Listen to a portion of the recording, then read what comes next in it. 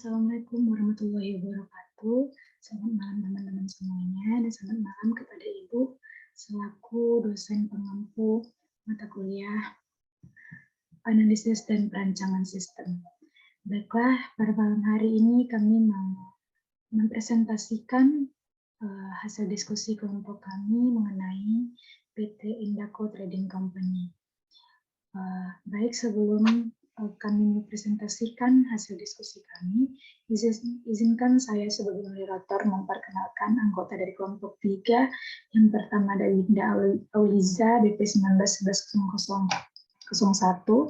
Yang kedua ada Amrina Rasyada, BP 19110014. Saya sendiri.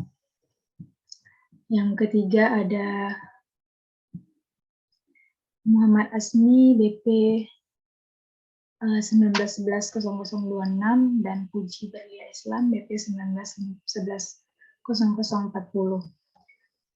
Baiklah, untuk materi yang pertama akan saya jelaskan sendiri,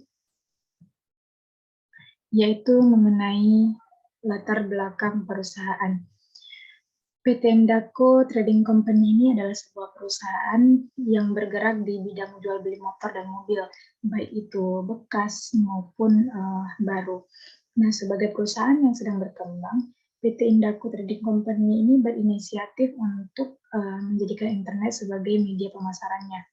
Dilihat dari kenyataannya, selama ini PT Indaco Trading Company ini kesulitan dalam memberikan informasi mengenai produknya. Kemudian biasanya informasi mengenai produk dapat melalui telepon, email, maupun datang langsung ke showroom, namun dirasa kurang efisien. Nah, sebagai contohnya, ada seseorang ingin membeli sebuah mobil, namun dikarenakan kesibukannya, dia tidak bisa datang langsung ke showroom, sehingga calon pembeli akan kerepotan jika hanya melalui telepon, karena tidak dapat melihat langsung produk tersebut. Kemudian, kita masuk ke sejarah dari PT Indaco Trading Company. PT Indaco Trading Company ini didirikan pada tahun 1966 dan berlokasi di Jalan Pemuda nomor 18 di H Medan. Nama Indaco ini sebenarnya adalah singkatan dari industri dan komersil. Bisnis pertamanya adalah bidang otomotif, yaitu seperti motor, mobil, dan generator listrik. Dan Jansen, yaitu mesin speedboat, juga spare part dari produk di atas PT Indaco Trading Choi. Kemudian bekerja sama dengan Honda Japan dan Jansen Singapura. Nah, ketika PT Astra International ditunjuk sebagai sole distributor untuk Honda di Indonesia pada tahun 1971, PT Astra International ini menunjuk PT Indaco Trading Company sebagai main dealer dari sepeda motor Honda untuk daerah Sumatera Utara. Kemudian sebagai main dealer spare part Honda untuk daerah Sumatera Utara dan Aceh. Seiring dengan perkembangan perusahaan ini, PT Indaco Trading Company ini sudah mempunyai jaringan penjualan Honda sebanyak 106 dealer, 136 bengkel, dan 414 toko spare part yang terbesar dari Sumatera Utara dan Aceh. Kemudian berbicara mengenai gaji dan upah dari setiap karyawan adalah kurang lebih dari 4 juta per bulannya dengan jumlah karyawan sekitar 1.508 orang. Kemudian proses bisnis dari PT Indaco Trading Company ini yaitu dengan menggunakan strategi analisis SWOT. Nah, perusahaan harus mampu memilih strategi yang tepat untuk menggambarkan bagaimana peluang dan ancaman yang akan dihadapi oleh perusahaan ke depan. Oleh karena itu, analisis SWOT merupakan salah satu strategi yang tepat dalam proses pengambilan keputusan, sehingga tujuan perusahaan dapat tercapai dengan efisien. Jadi dengan menggunakan matriks SWOT ini, dengan strategi SO, meningkatkan perkembangan produk terus-menerus agar konsumen berminat. Kemudian meningkatkan kualitas karyawan dalam melakukan servis maupun pelayanan lainnya. Strategi WO menambah jaringan pemasaran dengan adanya pameran dan pajangan barang di tepi jalan itu nanti akan membuat para pelanggan tertarik melihat produk-produk tersebut. Kemudian ada strategi ST, yaitu perlunya inovasi untuk pengembangan produk dalam menghadapi persaingan, meningkatkan kualitas pelayanan terhadap konsumen, dan melakukan rapat antara pemimpin dan karyawan untuk menuntaskan permasalahan yang dihadapi oleh PT Indaco Trading Company ini. Kemudian strategi WT yaitu mengoptimalkan laba dalam setiap produk cepat dan tanggap apabila terjadi masalah dalam perusahaan.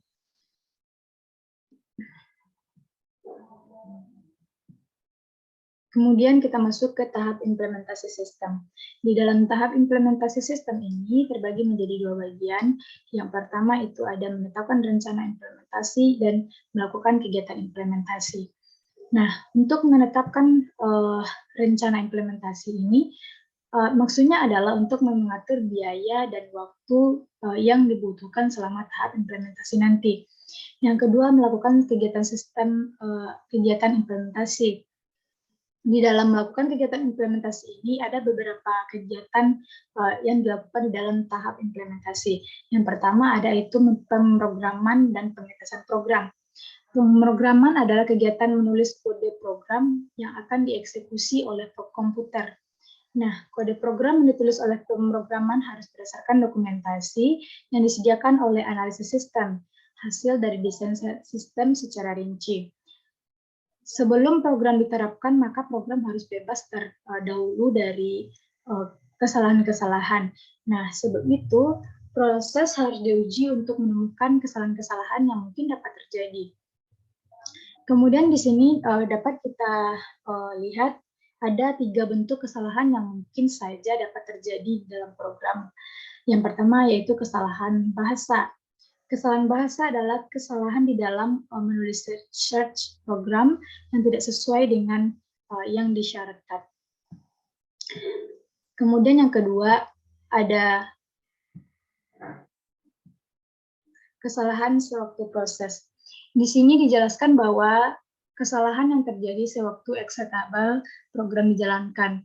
Kesalahan ini menyebabkan proses program berhenti sebelum selesai pada waktunya, karena komputer menemukan kondisi-kondisi yang tidak bisa dikerjakan.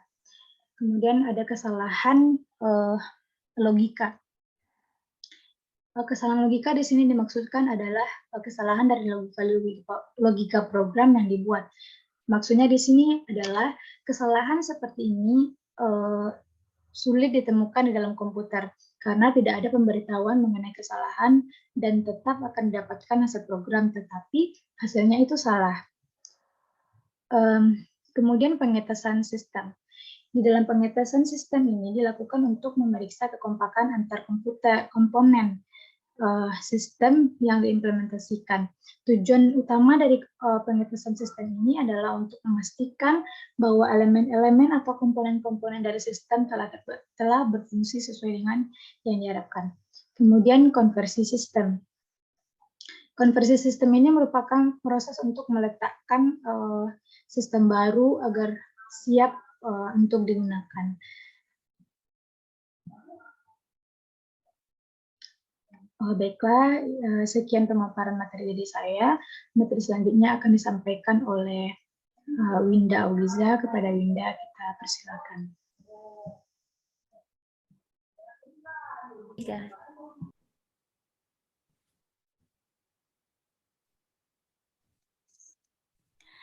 Assalamualaikum warahmatullahi wabarakatuh. Saya Winda Auliza, BP 19110001, di mana pada kesempatan kali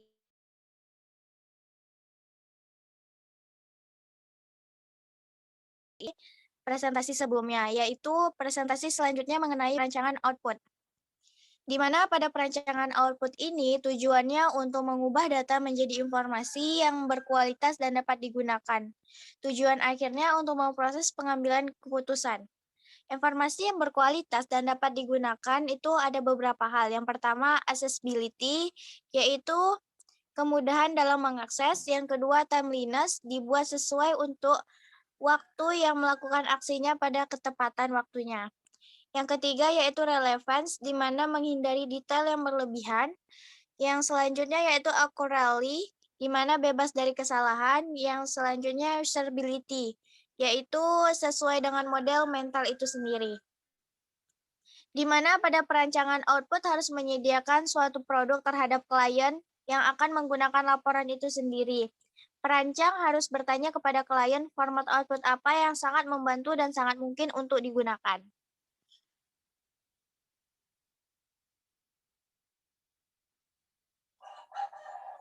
Selanjutnya yaitu macam-macam bentuk laporan. Dari laporan yang dihasilkan oleh sistem informasi yang paling banyak digunakan yaitu dalam bentuk tabel, grafik, ataupun bagan. Di mana pada laporan untuk level manajemen yang berbeda ada beberapa laporan. Yang pertama yaitu laporan hierarki, di mana laporan ini dibuat untuk masing-masing level manajemen untuk menerima informasi yang sesuai dengan permintaan khusus tanpa memberikan detail yang tidak relevan. Pada eksekutif akan melihat tren dan kecenderungan dari laporan tersebut. Mereka ingin tahu apakah masing-masing dari bagian itu sudah mencapai tujuannya. Dari laporan hierarki ada dua macam, yaitu filter report dan responsibility report. Di mana filter report ini laporan yang dirancang untuk memfilter elemen data yang dipilih dari database, sehingga pengambilan keputusan akan memperoleh laporan yang sesuai dengan kebutuhannya. Biasanya data di filter ini pada level atas. Yang selanjutnya yaitu responsibility report, di mana laporan ini dibuat untuk memutuskan siapa yang bertanggung jawab terhadap suatu laporan tersebut, apakah itu CEO, manajer pemasarannya, ataupun spesialis media lainnya. Yang kedua yaitu laporan yang membandingkan data, di mana laporan ini dibuat untuk membantu manajer dan user dalam memilih dua atau lebih item yang menyusun kesamaan atau ketidaksamaan. Dengan perbedaan lain, user berada pada posisi yang terbaik untuk membuat keputusan yang rasional. Di mana ada 3 macam laporan yang membandingkan data. Yang pertama, horizontal report, di mana horizontal report ini yaitu neraca dan laporan laba rugi menunjukkan laporan keuangan periodik yang meringkas ribuan transaksi dan elemen data menjadi output untuk beragam user. Jumlah setiap item yang dibandingkan dengan item yang berhubungan pada satu atau lebih laporan sebelumnya. Yang kedua yaitu vertical report, di mana pada vertical report ini laporan yang dibandingkan yaitu suatu bagian komponen dari totalnya. Yang ketiga yaitu counterbalance report, di mana setiap situasi dibandingkan dalam laporan. Contohnya seperti skenario yang terburuk, layak, dan terbaik dalam membantu para perancang menilai proyek yang beresiko. Juga informasi ini berharga banget bagi para eksekutif dalam pengambilan keputusan. Yang ketiga yaitu laporan untuk monitor variasi data, di mana laporan ini dibedakan menjadi yang pertama variance report, expansion report, di mana variance report ini laporan yang dibuat untuk membandingkan standar dengan hasil aktual yang diperolehnya. Biasanya sesuai dengan waktu ataupun selesainya suatu proses.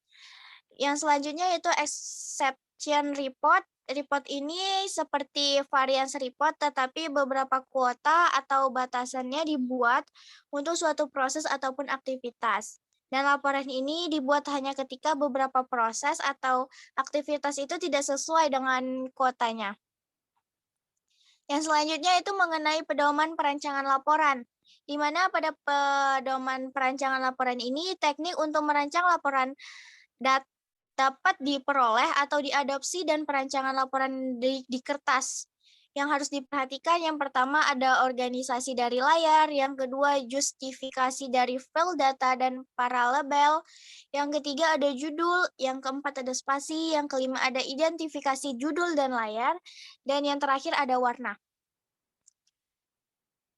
Selanjutnya yaitu membuat grafik untuk ilustrasi data.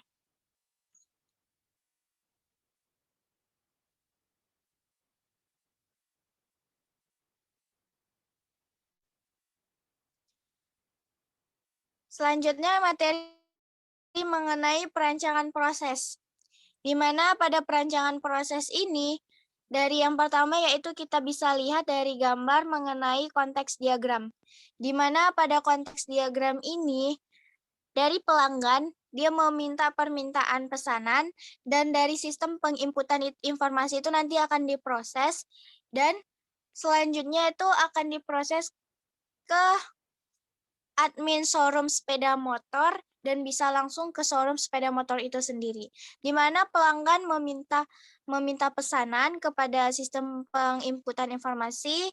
Selanjutnya sistem penginputan informasi itu mengasih tahu ke admin showroom-nya, dan admin showroom-nya menginformasikan ke pihak dalam showroom tersebut, dan dari showroom itu akan mengirimkan data pesanan, dan dari sistem penginputan itu sendiri nanti akan mengirimkan pesanan tersebut ke pelanggan.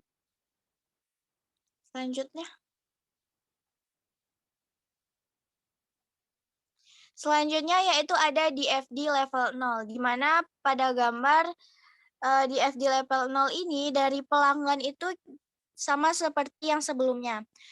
Cuman dari DFD level 0 ini ada tambahan dari data pelanggan itu, data customer-nya, dan konfirmasi data. Terus ada data dari showroom juga yang lebih detail. Dan selanjutnya ada data admin showroom sepeda motor itu juga yang lebih detail, di mana pada pelanggan mengirim permintaan pesanan dan akan diinput dari proses itu. Dan selanjutnya pada penginputan akan memberikan data tersebut kepada pembuatan laporan showroom, dan dari laporan showroom itu akan dikembalikan kepada admin. Dan sama dari data pelanggan akan dikirimkan ke bagian pemrosesan dan akan di-input juga oleh admin dari showroom tersebut. Setelah itu baru nanti dari showroom akan mengirimkan data pesanan, langsung mengirimkan pesanan tersebut ke pelanggan. Dan selanjutnya dari pembuatan laporan tersebut, admin akan mengirimkan laporan dan bukti-bukti transaksi tersebut, dan dia akan mengakses laporan yang telah terjadi. Next.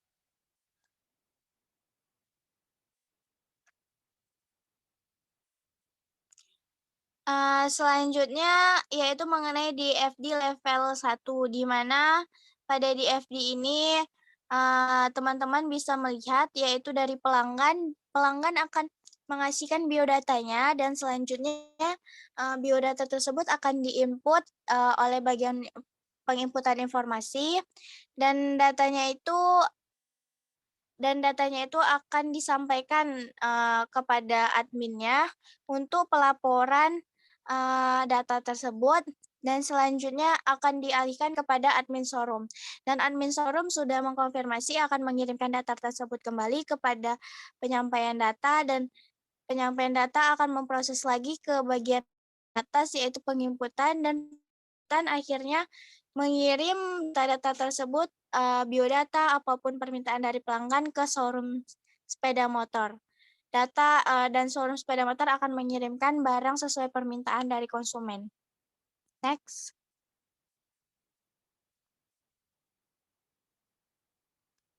Dan selanjutnya yaitu DFD level 2, di mana teman-teman bisa melihat di situ ada pelanggan, ada data showroom sepeda motor, ada sistemnya juga dari kendaraan, ada admin, dan ada showroom sepeda motor. Di mana dari pelanggan akan memesan dan akan diproses di sistem pemrosesan kendaraan.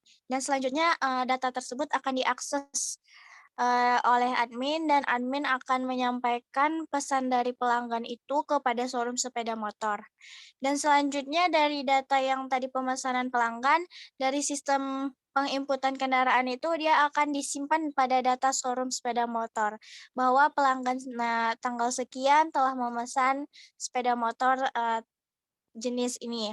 Dan selanjutnya setelah data pelanggan disimpan pada data showroom, data tersebut akan diteruskan kepada sistem penginputan dan langsung diakses oleh admin dan disampaikan kepada showroom. Dan showroom selanjutnya akan melakukan pelayanan kepada pelanggan, dan pelanggan akhirnya membayar biaya dari pemesanan tersebut.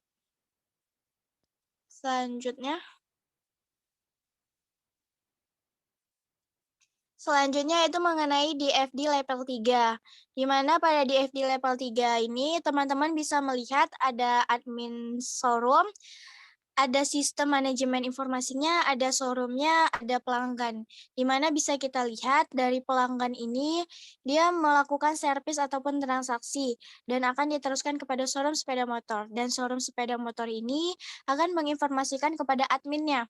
Dan admin akan mengakses data tersebut dalam bentuk sistem manajemen informasinya. Ataupun, bisa juga dari pelanggan langsung ke sistem manajemen informasinya jika ada keluhan ataupun apa, ataupun ada pemesanan dan selanjutnya dari sistem manajemen informasi akan melanjutkan, permintaan dari pelanggan itu ke admin showroom sepeda motor. Dan admin showroom sepeda motor akan menginformasikan data-data ataupun permintaan dari pelanggan itu kepada showroom sepeda motor itu sendiri. Dan showroom sepeda motor akan melakukan servis pelayanan kepada pelanggan apa yang ingin dibeli oleh pelanggan tersebut. Cukup sekian presentasi dari saya. Jika ada yang salah, mohon dimaafkan. Saya akhiri. Assalamualaikum warahmatullahi wabarakatuh.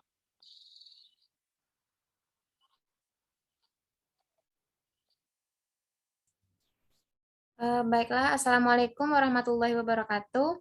Saya Puji Belia Islam, BP 19110040, akan melanjutkan presentasi dari Winda Auliza, yaitunya yang bagian H, perancangan input data. Pada tahapan ini akan melakukan perancangan antarmuka atau interface yang berfungsi sebagai perantara antara pengguna sistem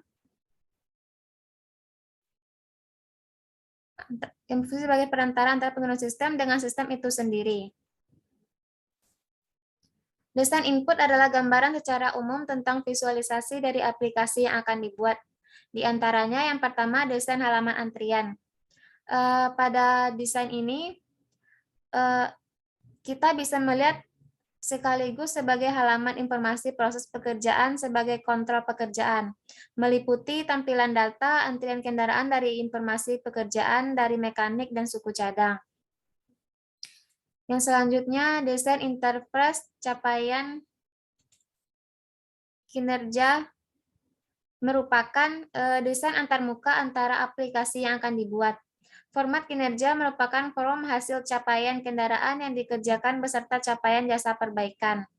Format ini dibuat dengan tujuan memberikan informasi kepada manajer untuk mengontrol capaian finansial perusahaan agar dapat sesuai dengan target perusahaan. Selain itu, dengan adanya format ini, manajer langsung mendapatkan informasi terupdate setiap harinya sehingga dapat segera mendapat informasi yang valid dalam mengambil kebijakan SDM, teknis maupun marketing.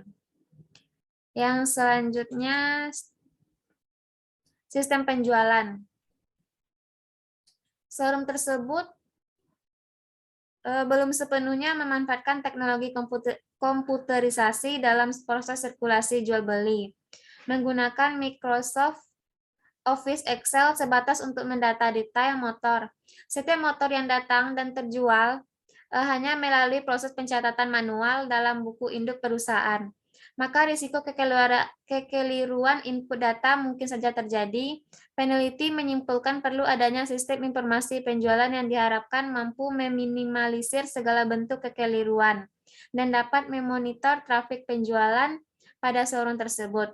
Sistem ini dibuat hanya untuk admin.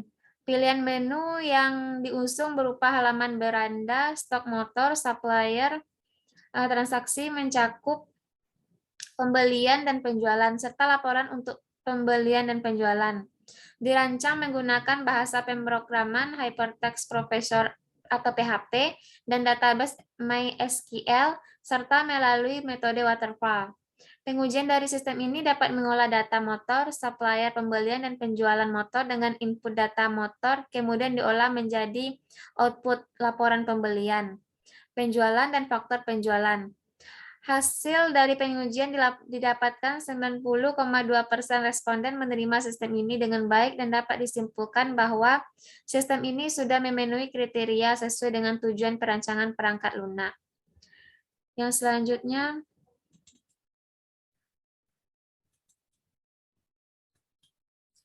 sistem pembelian. Form transaksi pembelian ini akan menampilkan form transaksi pembelian di mana user akan menginputkan semua proses pembelian. Terdapat 3 tombol, di situ terdapat 3 tombol. Yang pertama tombol tambah untuk menambahkan semua transaksi pembelian, tombol simpan untuk menyimpan transaksi pembelian, dan tombol hapus untuk menghapus transaksi pembelian. Yang selanjutnya sistem penggajian. Secara prinsip, setiap karyawan setelah menerima gaji pokok akan menerima tunjangan. Di samping itu, dengan adanya fasilitas pemberian kredit bagi para karyawan yang pada akhirnya akan menimbulkan berbagai macam potongan yang juga harus diperhitungkan pada saat menjelang gajian. Maka gaji yang akan diterima oleh setiap karyawan pada akhir bulan akan mengikuti ketentuan sebagai berikut. Adanya rumus penggajian karyawan sebagai berikut. Yang pertama, gaji pokok, tunjangan pegawai, dan potongan program untuk menghitung gaji yang diterima pegawai. Yang selanjutnya implementasi sistem informasi penggajian. Tahap implementasi dan pengajian sistem dilakukan setelah tahap analisis dan perancangan selesai dilakukan. Pada bab ini akan dijelaskan pula implementasi dari aplikasi sistem dengan menggunakan beberapa fungsi yang penulis buat yang terdiri dari lingkungan implementasi, pengkodean, interface. Berikut ini adalah interface dari seluruh tampilan aplikasi penggajian karyawan, yaitu terdiri dari from menu data. Pada from ini yaitu from yang paling penting dikarenakan pada from ini merupakan jembatan awal dalam melakukan aplikasi penggajian karyawan yang menghubungkan from yang satu dengan from yang lain. Namun pada saat menjalankan aplikasi, user harus melakukan login terlebih dahulu untuk menjalankan aplikasi penggajian karyawan. Yang selanjutnya from login, pada from ini memasukkan nama user dan password agar dapat masuk ke dalam aplikasi dan dapat menjalankannya. Hal ini bertujuan untuk membatasi dalam pemakai yang mengakses aplikasi ini, sehingga hanya beberapa orang saja yang berhak dalam menjalankan aplikasi penjualan ini, sehingga aman dari pemakai-pemakai lain yang tidak bertanggung jawab. Yang selanjutnya, from input data karyawan.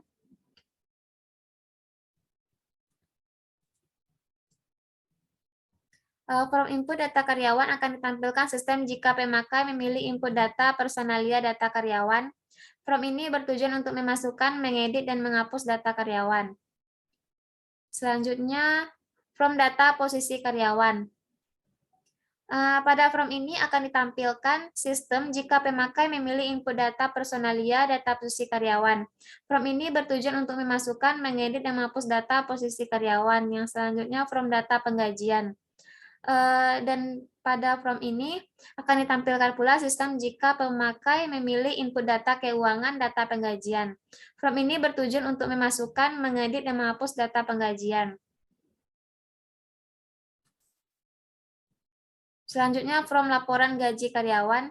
Pada from laporan data karyawan akan ditampilkan sistem jika pemakai memilih administrasi laporan gaji karyawan.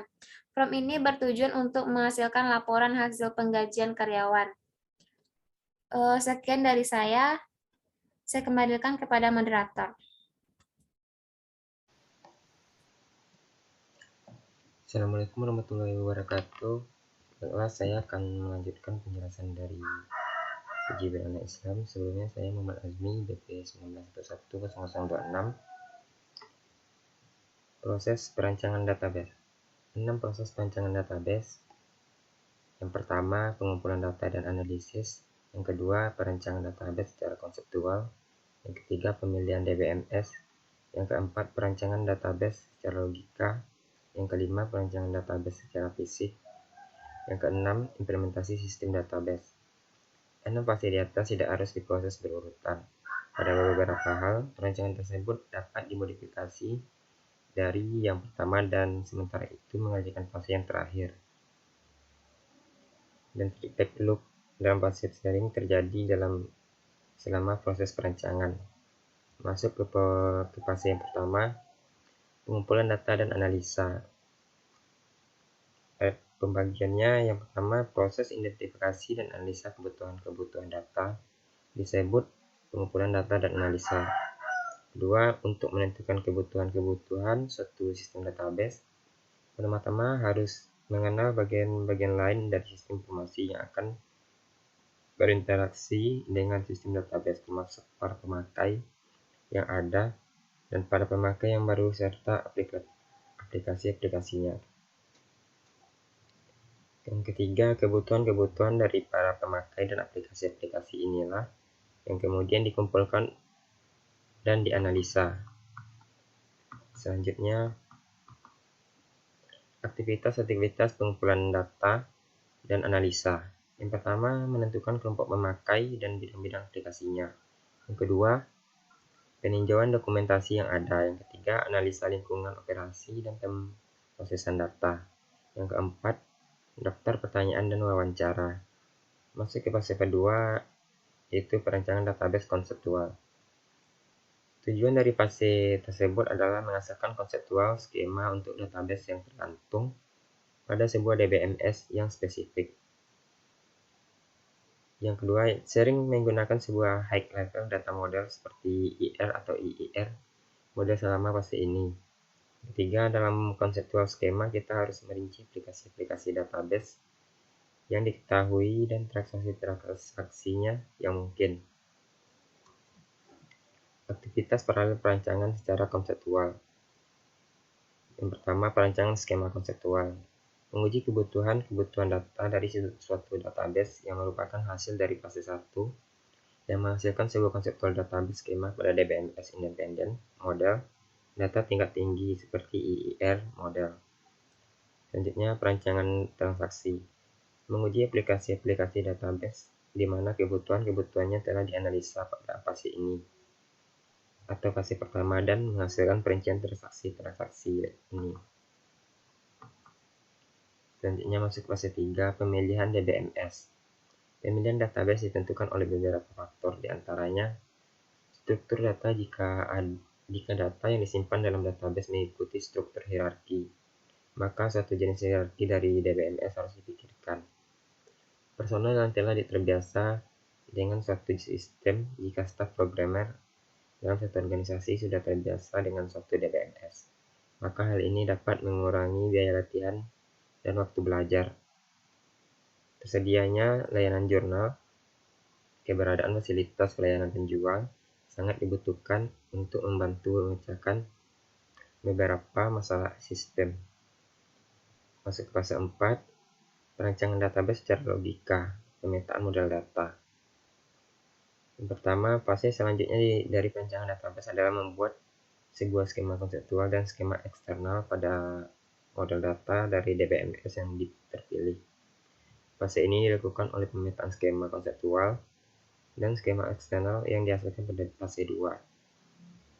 Ketiga, pada fase ini skema konseptual ditransformasikan dari model data tingkat tinggi yang digunakan pada fase kedua dalam model data dari DBMS yang dipilih pada fase 3. Pemetaan diproses dalam 2 tingkat. Keempat, pemetaan sistem independen.